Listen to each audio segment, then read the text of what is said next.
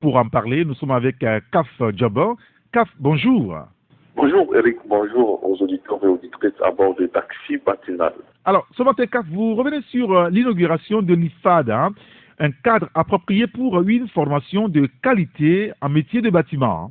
Oui Eric, moins de 2 ans après l'inauguration de l'IFAD dédié à l'aquaculture, c'est au tour du bâtiment d'accueillir son institut. Second dans la série des 10 prévus pour être construits, l'IFAD bâtiment 6 dans le quartier Adito-Gomé a été inauguré mercredi par le président de la République, Faure Eswatini Gnassingbe, en présence du Premier ministre, de la présidence de l'Assemblée et des personnalités civiles et militaires.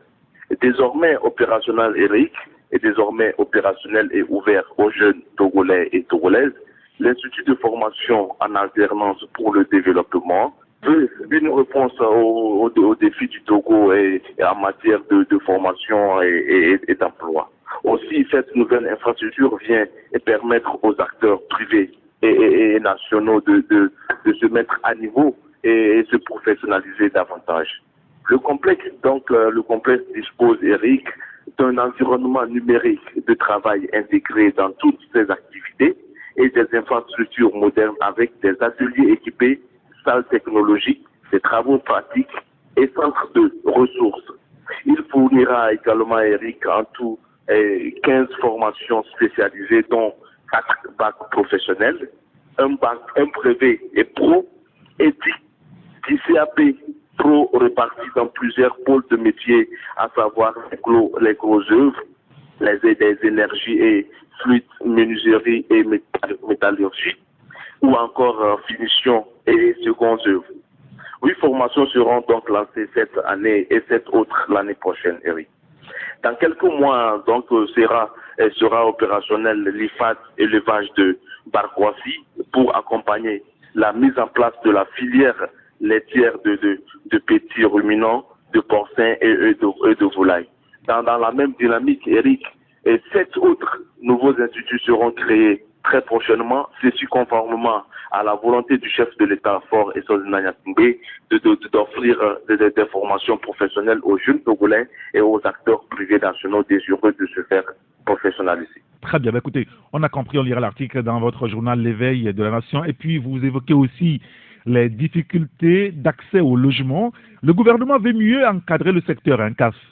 Oui, Eric, vous savez, le dispositif a été enclenché par le gouvernement réuni en Conseil des ministres hier jeudi 29 avril 2021.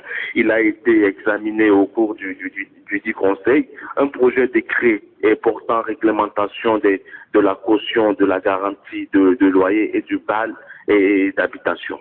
Le gouvernement togolais, Eric, donc, compte réglementer à travers cette décision les taux d'habitation pour mettre fin à la spéculation dans le secteur de l'immobilier.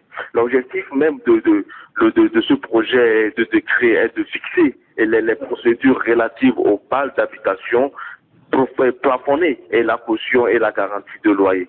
Ce décret vient donc, Eric, soulager le locataire lambda qui, pour être en possession d'une habitation, doit payer 1 an, voire 2 ans de loyer d'avance avec 6 mois de caution. Et cette décision donc trace la voie aux textes qui seront donc applicables à l'habitation et à la protection des locataires, Eric. Parfait. Et puis, retransmission approximative du défilé du 27 avril, la TVT sur le banc des accusés.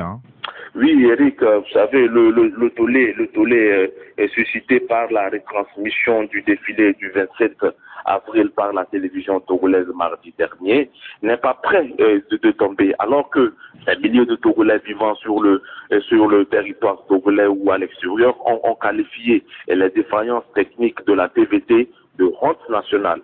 C'est au tour du gouvernement, donc Eric, de revenir à la charge pour enfoncer le clou.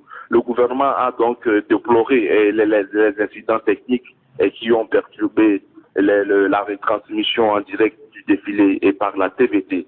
Et pouvait donc lire Eric dans le communiqué qui a sanctionné les travaux du Conseil des ministres jeudi le 29 avril 2021. Au cours donc de ces travaux, et le Conseil des ministres, le ministre de la Communication a été instruit de prendre des dispositions idoines afin que ce genre de dysfonctionnement ne se reproduise plus dans notre pays.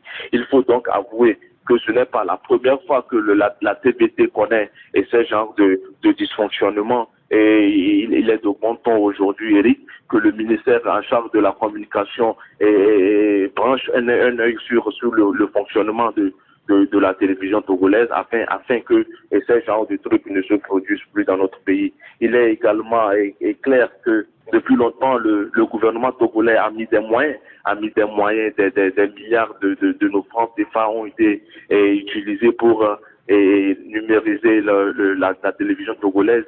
Mais depuis lors, rien n'a été fait. Donc, il est donc clair aujourd'hui que le chef de l'État, son Excellence Faure Gnassingbé, qui n'est pas également du tout content de cette façon de travailler de la TVT, et comme on dit, un audit pour avoir une idée claire sur les fonds mis à la disposition de la TVT pour la numérisation. Très bien, on a compris. Tout ce sujet à découvrir dans votre journal L'éveil de la nation, le bi-hebdomadaire. Merci beaucoup à Kaf Djabo. Merci Eric. Et bonne journée à vous. Merci Eric et bonne suite de l'émission. À très bientôt.